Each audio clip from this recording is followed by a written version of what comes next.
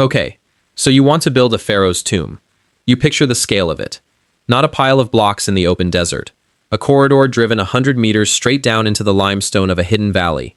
Chambers painted floor to ceiling in colors that will still be bright 3,000 years later. And at the end of it, a burial chamber, packed with more gold than most kingdoms will ever hold at once. This is the Valley of the Kings. And for 500 years, it was the most secure address on Earth. One number ruins the picture. We know exactly what the men who cut that corridor were paid, because the pay lists survive. An ordinary workman received 5.5 sacks of grain a month, 4 sacks of emmer wheat for bread, 1.5 sacks of barley for beer. No gold, no silver, no coins, because coins did not exist yet. The men carving a room designed to hold the wealth of an empire were paid entirely in bread and beer. And that gap, between what the workforce was paid and what they were building, is not a detail. It is the whole story, and it is the reason every single one of those tombs was eventually robbed. The stone was never the security, the payroll was. Nobody teaches you this.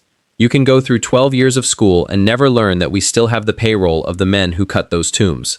Their pay grades, their monthly ration sheets, their attendance registers, with the reasons they gave for missing work written in. And then, at the end of it all, the court transcripts from the trials that were held when those same sealed tombs were found emptied, including the confessions, which name who did it. So let's build one tomb from scratch, using those documents and nothing else. Because by the end, you'll see that a royal tomb was never really an engineering problem. It was a wage problem. You'll know exactly who opened the sealed doors, and why the state's own investigation made sure the right man never stood trial. And along the way, you'll make 3 decisions that determine whether your king rests undisturbed or ends up as scattered bones in an emptied sarcophagus. Start with the workforce, because everything follows from who you hire. You have 2 ways to build a tomb, and this is the choice that decides everything downstream. You could use mass labor. Thousands of seasonal men, drafted, unskilled, anonymous, cheap to feed, easy to replace. And when the job is done, they scatter back to their villages, and no single one of them ever understood the whole plan. Or you could do what the New Kingdom actually did. Build a permanent, closed community of elite specialists. And they built it as a company town. A walled village in the desert at Deir el-Medina, on the far side of the ridge from the Valley of the Kings, deliberately placed away from the river, and away from everyone else. It had no natural water source at all. Every drop had to be carried in and delivered as part of the rations. Think about what that means as an operating decision. You have deliberately created a settlement that cannot feed itself, cannot water itself, and cannot survive 1 week without a delivery from the state. That is not an accident of geography. A workforce that cannot eat without you is a workforce that cannot leave, cannot talk to outsiders, and cannot be bribed by anyone but you. The isolation was the security system. Hold that thought, because in about 10 minutes, it becomes the reason the whole thing collapses. So how do you pay men in a world with no money? You pay them in grain, and the grain does the work of currency. Here is the actual pay scale. From the ration lists on ostraca, pottery and limestone shards the scribes used as notepads. An ordinary workman, 1.5 sacks of barley, and 4 sacks of emmer per month. A chief workman, a foreman, 2 sacks of barley and 5.5 of emmer, 7.5 sacks in total. The scribe of the tomb, the same as the foreman. The guardian, 1.5 and 3.25. The doorkeeper, 1/2 sack and 1. The physician, 1/4 and 1. And we are not reconstructing this from guesswork. There is a single piece of pottery, catalogued as Ostrakhan Cairo 25608, which is a monthly ration sheet for 1 crew. It lists the chief workman at 2 sacks and 5.5. The scribe, the same. Then 17 men, each at 1.5 and 4. 2 young men at 1/2 and 1.5. The guardian, the servant women, the doorkeeper, the physician, and at the bottom a total, 32.5 sacks of barley, 84 3/4 of emmer. That is a payroll spreadsheet. Line items, head count, per head rate, and a footed total.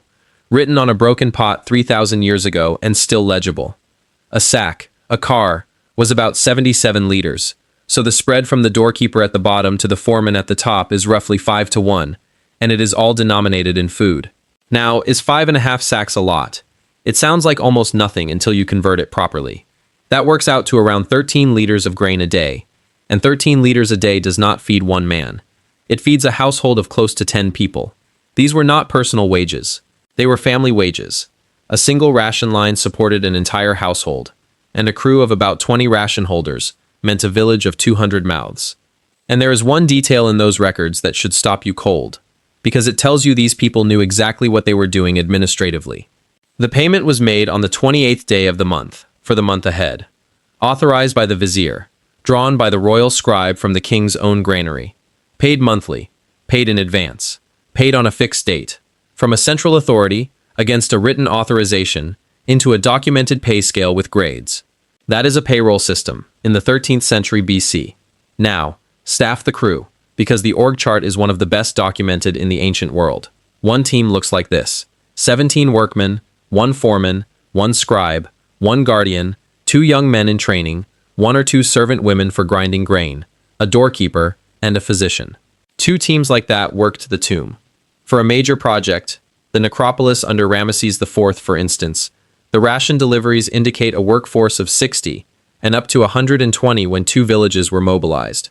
60 to 120 households, paid in grain, on a schedule, from a state granary. That is the entire production capacity of the most ambitious construction program on Earth. And here's the part that changes how you should picture these men entirely. Literacy in that village was exceptionally high, not just among the scribes, but among ordinary artisans. They left behind thousands of ostraca, and those shards are not all official business. There are work rosters and supply lists, yes. There are also personal letters, jokes, and love poems. And there are attendance sheets, real ones, with reasons for absence written in. A man is marked absent, brewing beer. Another, absent, stung by a scorpion. Another absent for a family reason. Sit with that. Somebody's day off, 3,500 years ago, is still on the record because a supervisor wrote it down on a piece of broken pottery and it survived. This is an HR file. The reason we know more about the daily working life of these particular men than about almost any other workforce in antiquity is that they were literate, they were administered, and their paperwork was thrown into a rubbish heap in a desert where nothing rots. So, your first decision, and it is the one the Egyptian state actually made. Do you use a small, permanent, elite crew who become extraordinarily skilled and know every corridor and every seal? Or a large, rotating, anonymous workforce who are slower and cruder but who never learn where anything is? Hold your answer. Now, where does the money go? Because there's a second economy running inside that village, and it is the reason these men were genuinely comfortable. The ration is the base salary, but a household receiving enough grain for 10 people, in a village of maybe 5 or 6 actual mouths, has a surplus. And surplus grain in a world without coins is capital. So they traded it. Prices in the ostraca are quoted in sacks of grain or in deben of copper, a deben being about 91 grams, and the villagers used both as units of account to buy, sell, lend, and hire among themselves. And then there was moonlighting, which was where the real money was. The village physician's official pay was tiny, a quarter sack of barley and one of emmer. But we have documented evidence of him being paid as much as 22 deben of copper by his patients privately. His state salary was almost symbolic. His practice was the business. Better still, the scribe of the tomb, a man named Harsher, inscribed 3 coffins for a songstress of Amun, private work, in his off hours, for 329 deben of copper. His calculated profit on the job was 95 deben. Set that against a workman's monthly ration, and the picture snaps into focus. The state job was the platform, not the payoff. It gave you materials, tools, security, housing, food, and above all the most valuable skill set in Egypt. And then you sold that skill privately to anyone in Thebes who wanted a properly decorated coffin. These men were state employees running consultancies on the side, and the consultancies paid better than the job. And the ration system reached further than the working crew, which tells you something about how permanent this arrangement was meant to be. Grain was also paid out as what amounts to a transferable pension. Retired workmen, the records call them old workmen, and their widows continued to receive sacks of grain after the man had stopped cutting stone. On top of the base ration, there were irregular extras, surplus offerings redirected from the temples once the gods had taken the essence of them, and gifts from the pharaoh on the occasion of a royal wedding, a birthday, or a festival, vegetables, fruit, beans, meat, oils, fine linen. So the full package is a graded salary, paid monthly in advance, plus provisions, plus tools and materials, plus housing, plus festival bonuses, plus a survivor's pension for your widow. There is not a single element of that list a modern employee would fail to recognize. Which brings us to the ruling number of this entire enterprise. It is not the hardness of the limestone, And it is not the price of copper tools.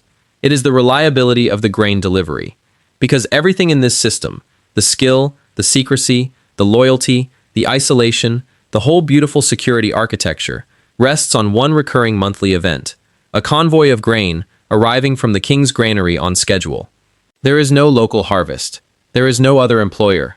There is no water. If the delivery is late, this is not an inconvenience. It is the only source of calories for 200 people in a desert, and the delay is not hypothetical. Egyptologists have gone through the delivery records and built statistical analyses of it because late and missing grain distributions happened regularly at Deir el-Medina during the 20th dynasty.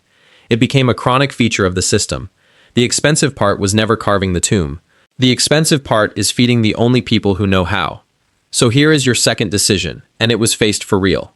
It is around 1159 BC, the 29th year of Ramesses III. The empire is under economic strain.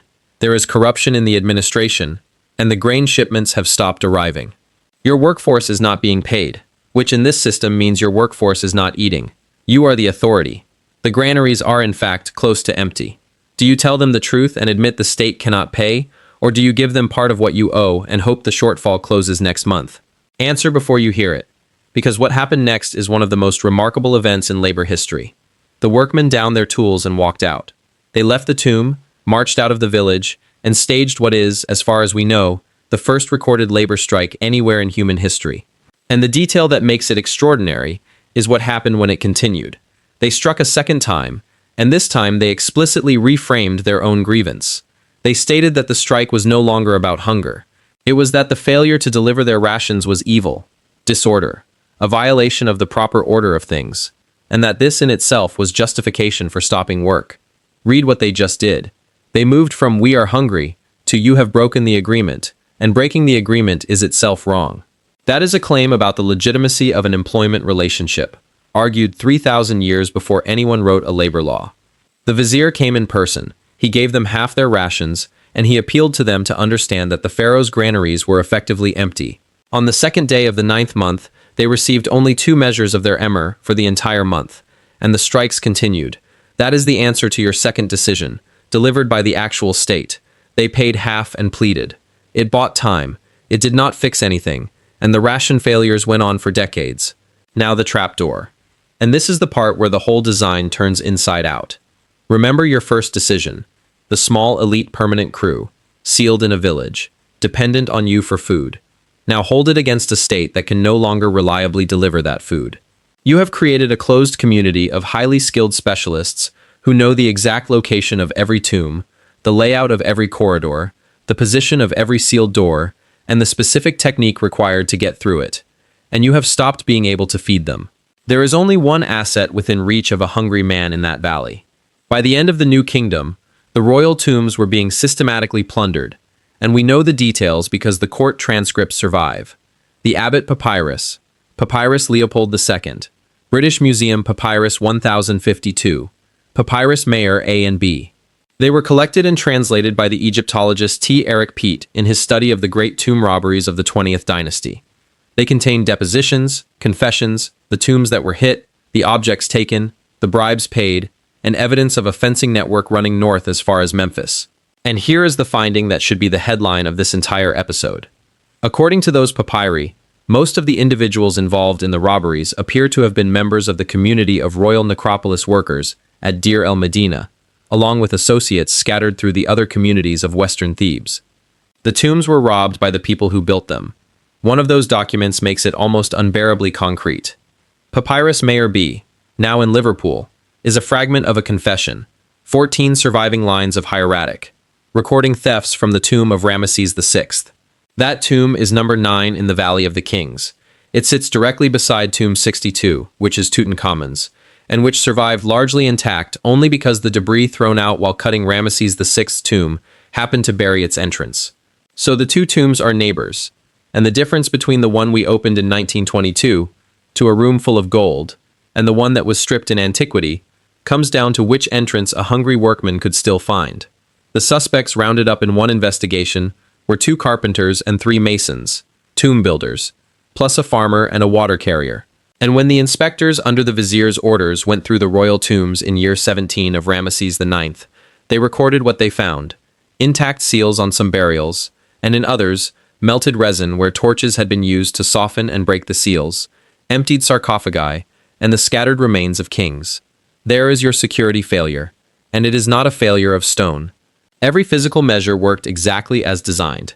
The valley was remote, the doors were sealed, the village was isolated.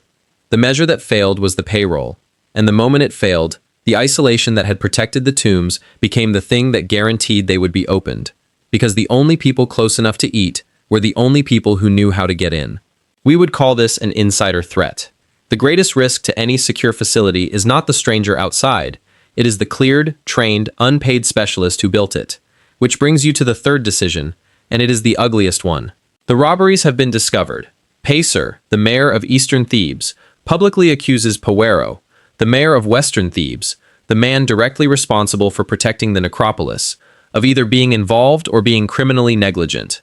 If you investigate this honestly, you will find that your own officials are complicit, your own workforce is doing the stealing, and the reason is that the state has not paid them in years, which means admitting, in public, that the royal necropolis cannot be secured and that the crown is the cause. Or you can find some thieves, convict them, and keep the institution intact. Do you run the honest investigation, or do you protect the system? Here is what actually happened.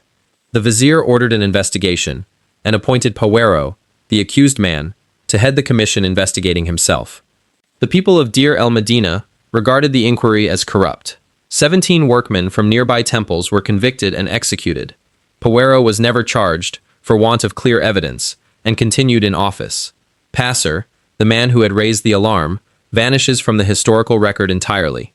And the robberies continued. That is the sequence. The whistleblower disappears. The accused investigates himself and keeps his job. 17 workmen die. And the underlying problem, an unpaid workforce guarding a mountain of gold, is untouched. So the thefts go on exactly as before. In the end, the authorities reached the only honest conclusion available to them. They accepted that the integrity of the royal tombs could no longer be maintained, and they began removing the royal mummies from their tombs in the Valley of the Kings and the Valley of the Queens, and hiding them elsewhere.